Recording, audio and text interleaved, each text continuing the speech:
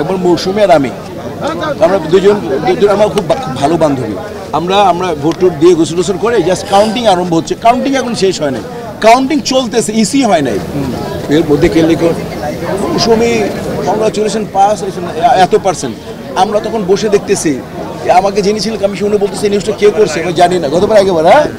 তখন কাউন্টিং আরম্ভ হয় না, রেজাল্ট দিয়েছে, পুরো ওয়াল থেকে ফোন আমার কাছে, ভাই কিছু ভাই কি আপনি হেরে গেছেন? আমাকে ভাই আমি তো কাউন্টিং আরম্ভ মৌসুমী আমি বসে আছি।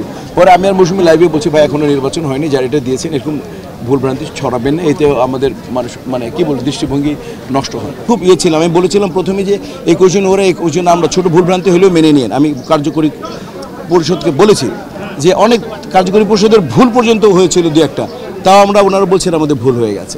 আজীবন সদস্য ছিলেন আমাদের সুজাতা মা, লাস্ট ফাইনাল সিটেও তার নাম আজীবন সদস্য, তারপরে তাকে ক্যাবিনেটের সদস্য করেছে। মুনি সুজাতা মা বেহুলা উনি তুমি ওনাকে কীভাবে না করতে পারে। পরে মানে প্রধান কমিশনার বললেন যে এটা আমাদের পেন্টিং মিস্টেক, আমি তা সব মেনে নিচ্ছি। এরকম আরও অনেক আমি বলতে চাই না। আপনি চিকিৎসার জন্য বা কারো রেজিস্ট্রির জন্য দেখেন, যখন মানুষ একটা আমরা সচ্ছল লোকগুলো লাইক আমরা নায়ক নায়িকা ভিলেনগুলো যারা এস্টাবলিশড আছেন তারা, এছাড়া আমরা দেখেন আপনি আমাদের 570 জনের মধ্যে আপনি দেখেন আমরা মোটামুটি সচ্ছল, আমার তো মনে হয় 150 হবে, তাই না? অন্যান্য ভাই বোনরা একটু অর্থনৈতিক অসচ্ছলতায় ভুগি, অসচ্ছলতায় ভুগি, এবং আমাদের অনেকগুলো কিন্তু ফাইট ডিরেকশন আছে, ফাইট অ্যাকশন একটা আছে, ডান্স ডিরেক্টর আছে, 19টা সংগঠন আছে।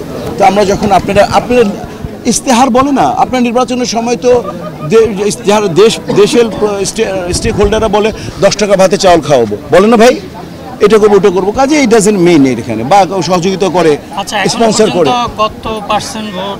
আমার মনে হয় 70 to 80% আমার মনে হয়, আমি 65 শুনছিলাম, তো এখন তো আমরা অনেকে বাকি আছে, হয়ে যাবে ইনশাআল্লাহ। আচ্ছা রেজাল্ট যাই হোক আপনারা মেনে নেবেন কিনা? ইনশাআল্লাহ, তবে এইভাবে না, মানে অবশ্যই মেনে নেব, গণতান্ত্রিক ওয়েতে যেটা হবে অবশ্যই মেনে নেব। কিন্তু যদি একেবারে অবৈধ কোনো কিছু হয়, দেখেন আপনি ওইভাবে তো হবে না, অবৈধভাবে কোনো কিছু হলে তো প্রতিবাদ করতেই পারে, তাই না? বাট সুন্দর সুস্থভাবে হবে এবং অবশ্যই ডেফিনেটলি মেনে নেব। আমার সংখ্যাই নেই, আপনি সংখ্যা প্রকাশ করছেন, আমি তো কোনো সংখ্যায় প্রকাশ করিনি, আমি তো কোনো সংখ্যায় প্রকাশ করি, আপনি সংখ্যার কথা বলতেছেন। যাই হোক শব্দটার মধ্যে তো দেখো ভুল হোক, ওটাকে মানবো? অবৈধ হোক মানবো?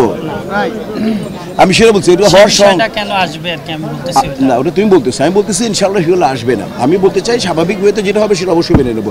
যদি স্বাভাবিক ওয়েতে যেটা না হয়, যদি আমাদের জোর চাপিয়ে দেওয়া হয়, অন্যায় হয়, তাহলে সেটা প্রতিবাদ তুমি করবো, আশা করি। আমি এটা বলেছি, আশা করি ভুল হবে। এখনো পর্যন্ত কোনো মানে সংখ্যা দেখেছেন কিনা আপনাদের, মানে কোন ধরনের? না রে ভাই, এখন পর্যন্ত সংখ্যা দেখি না ভাই, দাঁড়া থাকতে থাকতে ভাইরে জীবন শেষ রে ভাই, এখন তো বয়স হয়েছে রে ভাই, এখন দেখিনি। আর দেখলে তোরাই সবার আগে জানাইস ভাই, তোরা দেশের স্বার্থে জানাবি। আচ্ছা আমি চাই মানে ফিল্ম সম্পর্কে মানুষের চিন্তা ভাবনা যাতে আগের মতো মানে প্রস্ফুটিত থাকুক, স্বচ্ছ থাকুক, মানে ক্লিন থাকুক, এটা আমার মূল চেষ্টা হচ্ছে।